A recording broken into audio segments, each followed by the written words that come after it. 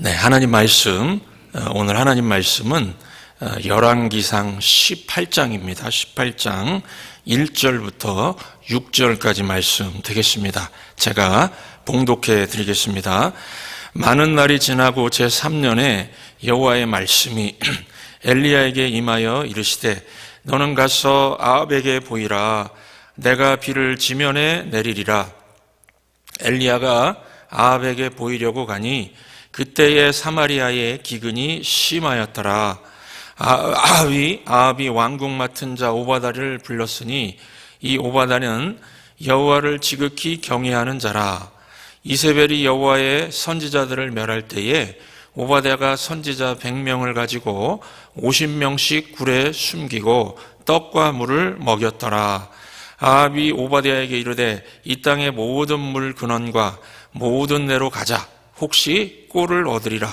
그리하면 말과 노새를 살리리니 짐승을 다 잃지 않게 되리라 하고 두 사람이 두루 다닐 땅을 나누어 아합은 홀로 이 길로 가고 오바다는 홀로 저 길로 가니라. 아멘. 할렐루야. 네, 살아계신 하나님께서 우리 가운데 함께 하시고 오늘 또 크신 은혜 베풀어 주실 줄 믿습니다. 네, 오늘은 전천후 신앙인 5번째 시간으로 전천후 신앙인은 편안함을 거부한다. 편안함을 거부한다. 이런 제목으로 하나님 말씀 증거하도록 하겠습니다. 목사로 살면은 교회와 또 목사에 관련된 여러 이야기들을 듣습니다. 이게 사실인지 유머인지 모르는 그런 이야기를 듣는데요. 이런 이야기들 혹시 들어보셨는지 모르겠습니다. 어느 빌딩이 3층짜리 건물인데 교회가 그 3층에 렌트를 얻었고 지하에는 술집이 들어섰다고 합니다. 얼마 지나지 않아서 이 술집은 사람들로 북적되기 시작하는데 교회에는 술집만큼 사람들이 모이지 않았다고 합니다. 게다가 저녁 예배를 드리려고 하면은요, 그 밑에 술집에서 노랫소리가 쿵짝쿵짝 들려왔고 새벽 예배 볼 때까지 밤새도록 시끄러운 소리가 들렸다고 합니다. 그러자 교회는 술집이 망하든지 아니면 다른 데로 이사가게 해달라고 하나님께 기도하기 시작했다고 합니다. 그리고 기도한 지 3주가 지나서 원인을 알 수 없는 불이 나서 그 술집이 문을 닫게 되었답니다. 그러자 술집 주인은요, 교회를 상대로 소송을 제기를 했습니다. 고소 내용은 교인들이 모이면은 술집 망하게 해달라고 기도해서 불이 났으니까 손해를 배상해달라. 손해배상 고소였습니다. 이 판사는 그 다른 교회를 다니는 집사였다고 합니다. 그래서 이 술집 주인의 고소장을 받고서 참 곤란스러웠는데 그래서 이제 교회 목사님을 소환해서 말했다고 합니다. 목사님, 교회가 술집 망하라고 기도해서 불이 났으니까 이 손해를 배상해달라고 하는 지금 고소장이 들어왔습니다. 술집 주인한테 돈을 이렇게 보상을 하랍니다. 그러자 이 판사의 말을 들은 교회 목사님이 뭐라고 하는지 아십니까? 에이, 판사님, 기도한다고 불이 나나요?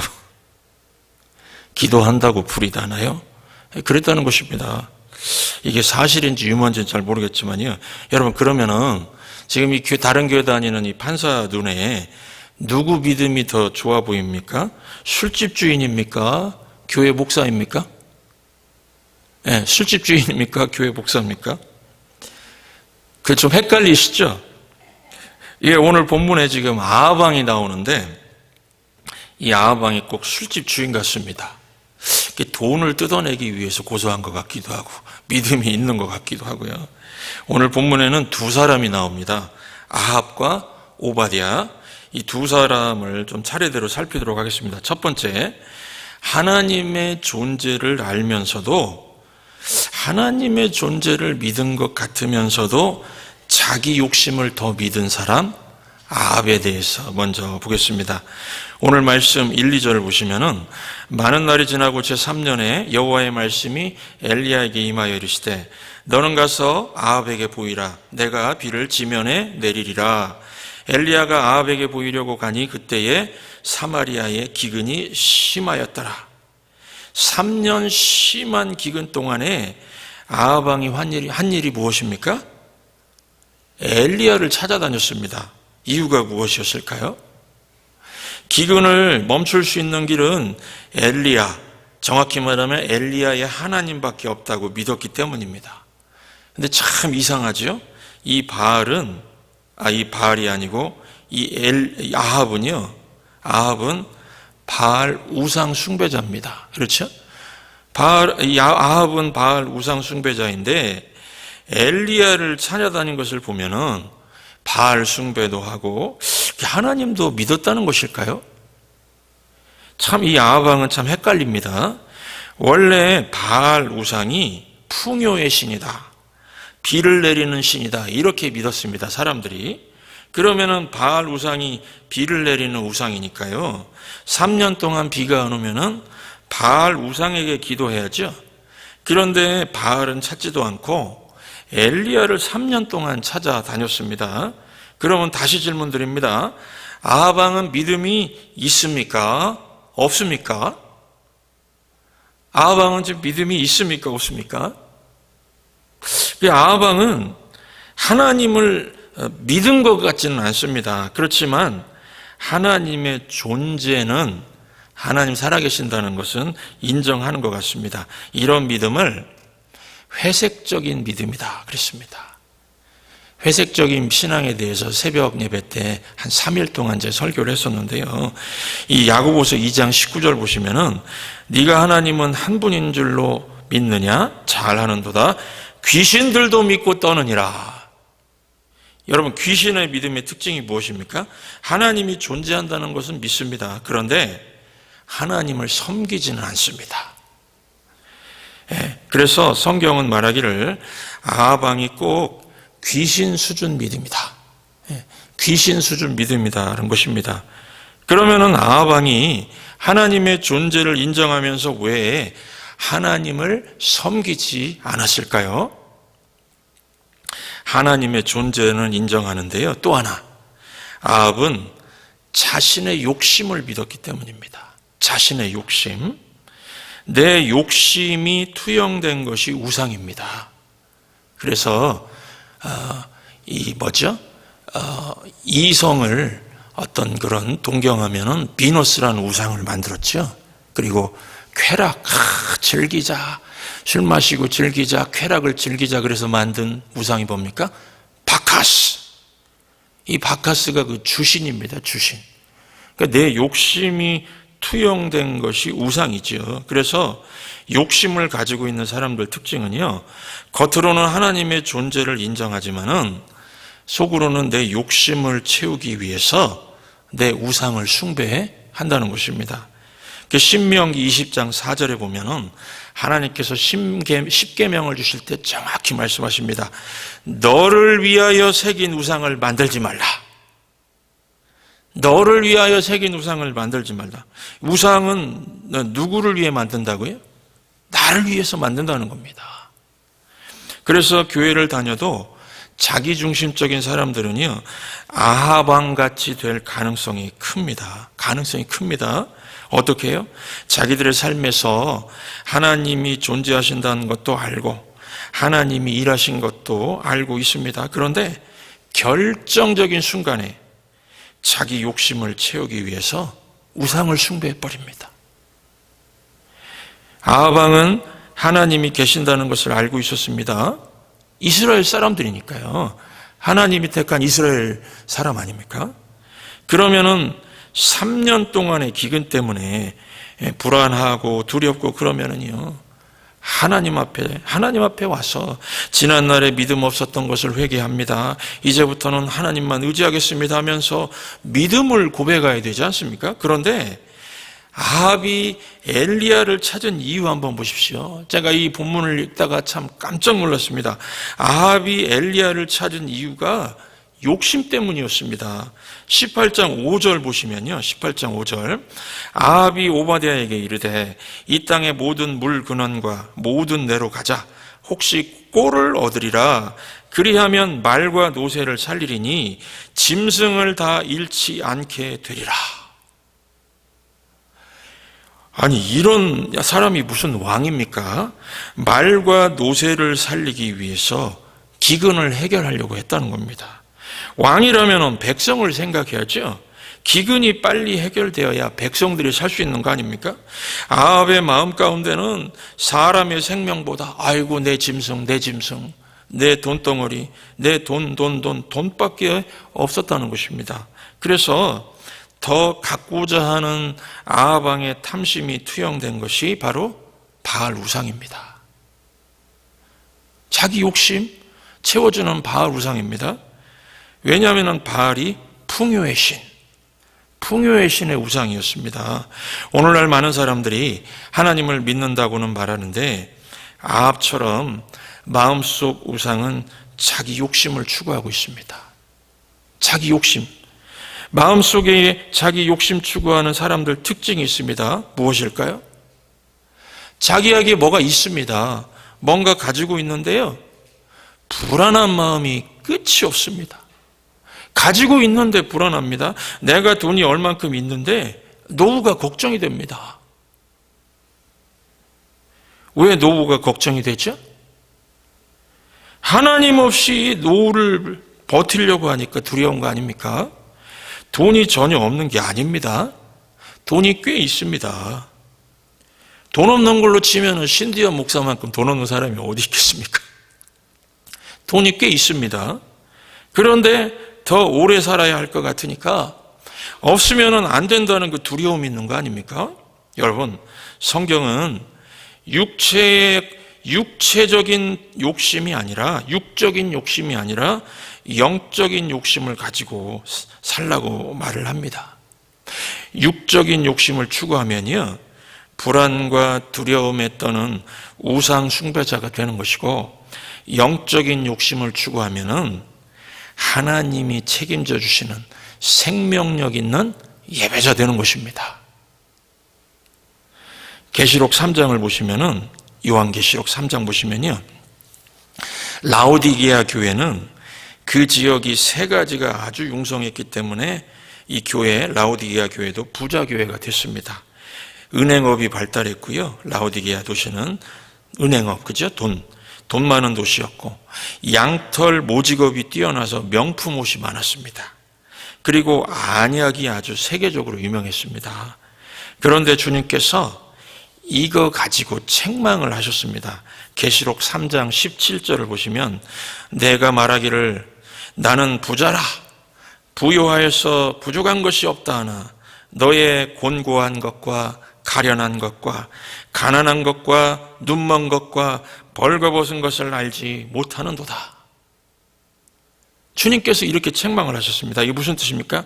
네 눈에는 부자라고, 내 눈에는 네가 지금 가난하다. 은행업? 은행에 구자에 돈이 많이 들어있어? 은행업? 돈 많다고 하지 말라. 양털 모직업? 자랑 말라. 명품 옷을 입었다고? 네 눈에 지금 내 눈에 너는 벌거벗었다. 세계적인 안약을 만든다고? 잘 발라서 한번 봐라. 눈에 보이는 게 없는 것처럼 살고 있지 않느냐? 이렇게 주님께서 말씀을 하셨다는 겁니다. 라오디게아 교회의 최고의 문제가 뭐냐면요, 착각이었습니다. 착각. 나는 부자라고 하는 착각입니다. 오늘날도 마찬가지입니다. 많은 교회들이 갖고 있는 큰 문제 중에 하나가 육적인 부요를 영적인 부요로 착각을 하고 있다는 것입니다. 예를 들면 우리 교회는 서울에 있는 교회다. 우리 교회는 강남에 있는 교회다. 돈 많은 교회다. 건물 큰 교회다. 주차장이 넓은 교회다. 부자들이 많이 온다. 최고급 차들이 많이 온다. 권력자들이 많이 온다. 이런 거를 영적인 부요로 착각하고 있다는 것입니다. 여러분, 교회나 성도가 육적인 부요를 추구하면은요, 이게 자기 욕심에 불질르는 겁니다. 그러면은 잠깐 동안의 편안함을 얻을 수 있습니다. 이거를 temporary pleasure 그렇게 말합니다. 잠깐 동안의 이 편안함을 얻을 수 있지만은요, 평안함을 잃어버립니다. 편안함을 잠깐 얻지만은 평안함을 잃어버립니다. 본문에 지금 아합 왕에게서 평안을 찾아볼 수 있습니까? 없습니까? 평안을 찾아볼 수가 없습니다. 왕이니까 제일 많이 갖고 있는 사람인데도 불안해서 짐승 죽을까 봐서 찾고 물 찾아다니고 엘리야 찾아다니고요. 불안하고 두려움에 사로잡혀 있다는 것입니다. 5절 보시면 전국의 방방곡곡 돌아다니면서 물근원을 찾아서 내 말과 내 노새를 살려야 한다고 불안과 걱정 속에 있습니다. 자기 소유를 잃지 않으려고 엘리야를 찾는데 혈안이 되어 있습니다. 이와 같이 욕심을 따라서 이 육체적인 부요를 추구하면요, 더 불안해진다는 겁니다.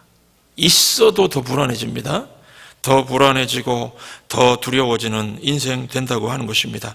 여러분, 육적인 부요, 그 반대로 영적인 부요, 영적인 부요는요, 딴 것이 아닙니다. 지금 나에게 기도가 살아있는가? 지금 내 기도가 살아있는가?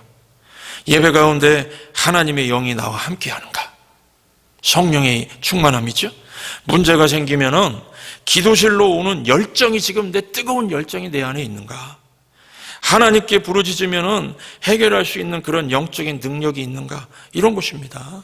밤새 기도하면서 마귀의 권세를 깨트려 버릴 수 있는 영적인 파괴력이 나에게 있는가? 이런 게 영적인 부요함입니다. 여러분, 기도에 이런 부요함이 있으십니까? 내가 날마다 하고 있는 이 기도에 이런 영적인 부요함이 있으십니까? 물로 치면은요, 막 차서 흘러 넘치는 그런 기도입니다. 막 차서 넘치는 기도입니다. 이런 느낌 받아보셨습니까? 심령에 쏟아 부어지는 기도 있지요. 마음의 문이 다 열려가지고 나의 모든 진실을 다 아려는 그런 기도 있지 않습니까? 이런 기도하게 되면은요, 주변에 아무도 없는 것 같습니다. 오직 살아계신 주님께서 나의 기도를 듣고 계시는 것 같습니다. 이런 영적인 파워를 갖고 있는 사람이 가까이 있으면은요, 느낌이 딱 옵니다. 어떤 느낌일까요? 이분은 영적으로 대단한 부자구나. 이분은 영적으로 대단한 부자구나. 네. 여러분, 영적인 부자가 되면은요, 육적인 필요는 하나님이 채우신다고 하셨습니다. 영적인 부자가 되면은 육적인 필요는 하나님이 채우십니다. 그런데 하나님이 계신다는 것은 알지만은 자기 욕심을 믿는 사람은 어떻습니까?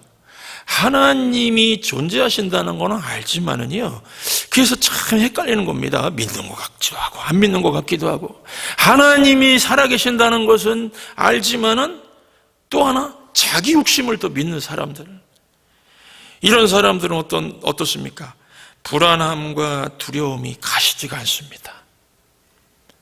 가지고 있어도 불안하고 두려움이 자꾸 더 깊어지고요.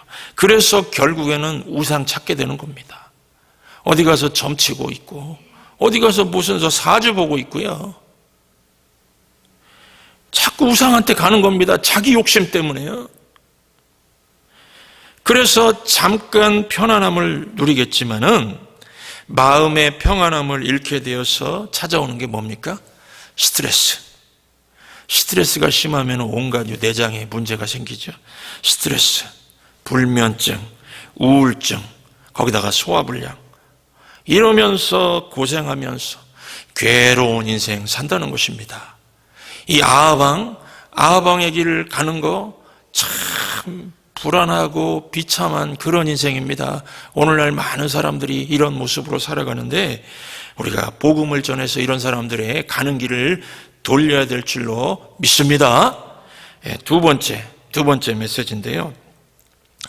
그러면 편안함을 거부하면 어떻습니까? 편안함을 거부하면은 전천후 신앙인이 된다는 겁니다. 오늘 본문 보시면은 오바댜라는 사람이 등장을 합니다. 3절 보시면은 아합이 왕궁 맡은 자 오바댜를 불렀으니 이 오바댜는 여호와를 지극히 경외하는 자라. 오바댜는 누굽니까? 아합 왕의 신하였습니다. 아합의 정권 밑에서 월급을 받는 한 내무장관 정도 되는 사람이었습니다. 그러면은 사람들이 겉으로 볼 때는요, 오바댜는 현실과 타협하고 믿음을 버린 사람, 그렇게 보이죠? 아합 왕 밑에서 지금 그 관료로 있으니까요. 현실과 타협하고 믿음을 버린 사람, 어떻게 악한 아합 왕 밑에서 일하며 살 수 있느냐? 이런 비난의 소리를 들을 수 있는 사람같이 보입니다. 그런데 오늘 성경 말씀 뭐라고 합니까? 여호와를 지극히 경외하는 자라. 여호와를 지극히 경외하는 자라. 보통 성경에서요, 믿음의 사람을 표현할 때는 여호와를 경외하는 자, 여호와를 경외하는 자 이렇게 말합니다. 그런데 지금 오바댜에 대해서는 여호와를 지극히 경외하는 자라고 표현하고 있습니다. 어찌 보면은 오바댜는 엘리야 선지자와 대조적인 모습의 사람입니다. 엘리야는 장엄하고 화려하고 정면 승부에서 막 승리를 거두는 탱크 같은 믿음의 사람이라면은 이 오바댜는 왜소해 보이고 소박해 보이고 믿음이 약해 보이는 사람 같습니다. 그런데 하나님께서는 어떻게 보고 계십니까? 하나님은 다르게 보고 계십니다. 오바댜는 누구보다도 특별히 하나님을 경외하는 사람이라는 것입니다. 그리고 나중에 이제 엘리야 선지자도요, 오바댜는 하나님의 사람이라고 인정을 합니다. 오바댜는 이 아합 궁전 안에 출입하면서 아주 높은 고위직을 갖고 있으면서도 우상에게 절하지 않으면서 자기를 지키며 하나님을 경외하는 자신의 길을 걸어갔다는 것입니다. 자신의 정체성이 흔들리지 않았습니다. 여러분이 오바댜의 이름을 보시면은 대번에 알 수가 있는데요. 이 오바댜에서 오밧 그러면은 종이라는 뜻입니다. 오밧 그러면 종. 야는 아시죠? 야는 하나님이라는 뜻입니다. 히브리어로. 그러니까 오바댜가 무슨 뜻입니까? 오밧야, 종 하나님, 하나님의 종이라는 뜻입니다. 그는 비록 아합 정부에서 내무장관을 하고 있지만은 그의 진짜 정체성은요, 하나님의 종이었다는 것입니다. 여러분, 엘리야와 오바댜가 신앙의 컬러가 다르지만 공통점이 있습니다. 편안함을 거부하면서 살았다는 것입니다. 편안함을 거부한다는 것이 무슨 뜻입니까?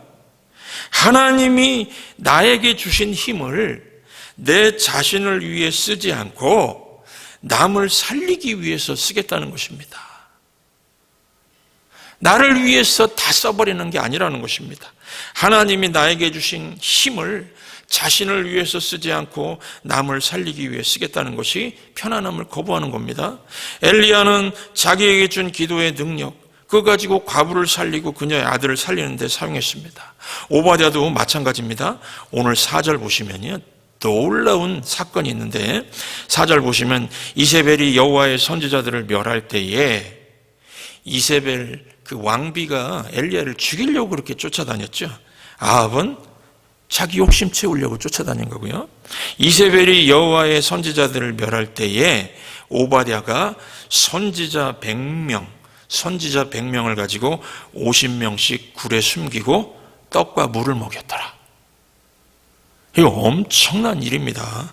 오바댜는 자기의 위치와 영향력을 가지고 위험에 처한 선지자 100명을 구출해냈습니다. 여러분, 엘리야와 오바댜 둘 중에서 여러분께 한번 질문 드립니다. 엘리야 선지자가 있고요, 이 국내장관 오바댜가 있습니다. 이 둘 중에서 평신도 성도님들, 그러니까 목사는 목회자죠. 평신도 성도님들의 상황과 비슷한 삶을 사는 사람이라 그러면, 평신도 성도님들과의 상황과 비슷한 사람은 엘리야하고 오바댜 중 어느 쪽일까요? 엘리야일까요? 오바댜일까요? 어느 쪽일까요? 네. 오바댜입니다. 오바댜. 우리 성도님들은 세상 속으로 들어가서 죄악의 현장 속에서 살고 세상의 최전선에 서서 불신자들과 함께 살고 있으니까 오바댜 아닙니까? 오바댜와 같습니다. 그렇죠? 목사는 대개 엘리야처럼 말하고 막 장엄하게 선포하지 않습니까? 반면에 성도님들은 세상의 구조적인 악 속에 들어가서 그 속에서 살아가는 오바댜처럼 지금 살고 계시죠? 그래서 성도님들 중에 어떤 분은 저에게 아이고 목사님, 목사의 삶이 얼마나 힘드십니까? 목사의 삶이 얼마나 힘드십니까? 그러시는데 제 눈에는요, 제 생각에는 우리 성도님들의 삶이 더 위대해 보입니다. 성도님들 삶이 더 위대해 보입니다. 왜냐하면 세상의 그 악한 세상의 한복판 속에서, 불신앙의 세상, 죄악이 관영하는 그 세상의 한복판에서 나는 오바댜다, 나는 하나님의 종이다 의식하면서 사는 게 얼마나 대단합니까? 어쨌든 여러분, 이 엘리야와 오바댜가 서로 서 있는 위치는 달랐지만 이들은 편안함을 거부하면서 삶을 살았습니다. 이들은 남을 살리기 위해서 자신의 위치와 영향력을 사용했습니다. 그래서 우리도 마찬가지입니다. 여러분, 우리가 세상 떠날 때에 좀 좋은 영향력을 남기고 이 땅을 떠나야 하지 않습니까? 자녀들 위해서 나는 아버지처럼 살고 싶어요. 나는 어머니처럼 살고 싶어요 라는 고백을 들을 수 있다면 그 사람은 성공한 인생을 산 것이고, 이러한 인생으로 사는 것이 성도의 사명이라고 생각합니다. 4명의 자녀를 둔 아버지 얘기입니다. 4명의 아들만 4명을 둔 아버지가 있습니다. 죽음을 앞두고 자녀들에게 마지막 인사를 하게 되었는데 3명의 아들들, 이 아들 3명의 자녀들에게는요, 얘들아 천국에서 다시 만나자 이렇게 인사를 했고, 한 명의 아들에게는 안녕 이렇게 인사를 했답니다. 그러자 그 4번째 아들이 아버지, 저에게는 왜 다시 만나자고 하지 않아요? 이렇게 물었다는 것입니다. 그때 아버지가 그냥 그 마지막 호흡 헉헉거리시면서 이 힘을 내가지고 아들아, 너는 아직 예수님을 영접하지 않았잖니? 너와 나 사이에는 다시 만날 소망이 없단다.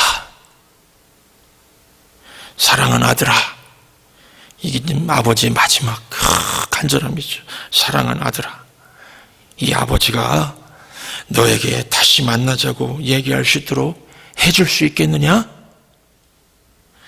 있는 힘을 다해서 이 아버지가 말을 했답니다. 그때 이 불신앙으로 가득 찼던 아들의 눈이 내 영혼을 하나님 앞으로 이끌고 싶은 열망으로 가득 찬 아버지의 눈하고 딱 마주친 겁니다. 딱 마주친 겁니다. 그러면서 마침내 아버지, 저도 예수 그리스도를 구세주로 믿겠습니다.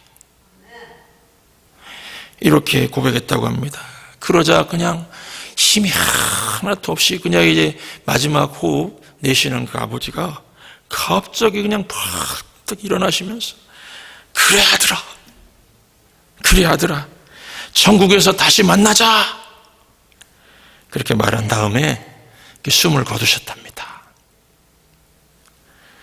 그때 이 나머지 3 자녀들이, 아들들이 생생하게 체험한 것은요, 우리 아버지는 일생을 편안함을 추구하지 않고 자녀들한테 어떻게 돈 많이 줄까 이런 게 아니고 4명의 자녀들을 천국으로 이끌기 위해서 참 힘쓰셨구나. 다른 사람들을 위해서도 돈이든 옷이든 아끼지 않고 베풀면서 생명을 구원하는 일을 하고 가셨구나. 나도 아버지처럼 살아야지, 아버지처럼 되고 싶다 결심을 하게 되었답니다. 여러분, 이 아버지 좋은 영향력을 끼치고 가셨죠? 잘 사신 거 맞습니까? 좋은 영향력을 끼칠 수가 있습니다. 편안함을 거부하면요. 또 한 가지 편안함을 거부하는 성도는요, 오늘 말씀에 정확히 메시지로 나오고 있습니다. 편안함을 거부하는 성도는 하나님의 공급하시는 까마귀를 체험할 수가 있습니다.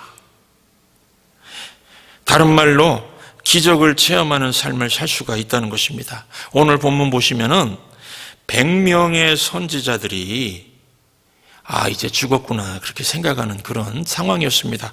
그런데 100명의 선지자들이 아방의 측근이고 충신이었던 오바댜가 나타나서 자기들을 살릴 줄 어떻게 알았습니까? 상상도 못한 일입니다. 100명의 선지자들이 오바댜라는 까마귀가 있어서 동굴 속에 숨어서 음식을 제공받으면서 살 수 있었습니다. 아방 정부의 고위 관리가 구해줄 거라고는 상상도 못했을 것입니다. 100명의 선지자들은 정말 오바댜가 까마귀라고는 생각도 못한 것이죠. 우리도 마찬가지입니다, 여러분. 누가 나의 까마귀인지 전혀 모를 때가 많습니다. 그리고요, 몰라도 괜찮습니다.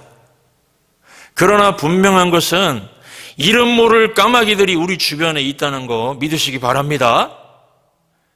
하나님의 백성들에게는 이름 모를 까마귀들이 있습니다. 위기 순간에 상상하지도 못한 까마귀가 와서 도와줍니다. 그래서 절대로 망하지 않습니다. 여러분, 사람을 믿고 의지하면은요, 배신을 당하죠. 그 사람 믿는 거 아닙니다. 사랑하라고 그랬지 사람 믿으라고 그러지 않았습니다. 그러나 하나님을 의지하면은 배신할 사람이 아니라 오바댜 같은 돕는 자가 찾아옵니다. 배신자가 아니라 돕는 자가 찾아옵니다. 이름 모를 까마귀들이 나타납니다. 하나님께서 생각지도 않는 돕는 자를 보내서 공급해 주십니다. 저는 여러 목사님들 통해서 이런 간증들 참 많이 들었습니다. 어떤 목사님은요, 목사님 가정에 먹을 것이 없어가지고 애들이 배고프다고 우는 상황이 놓였다고 합니다. 사모님은 믿음이 참 좋으셔가지고 애들한테 냉수 한 그릇 딱 떠다 놓고서 얘들아 감사 기도하고 밥 대신 물 마시자. 대단하신 분이죠. 그런 상황인데요.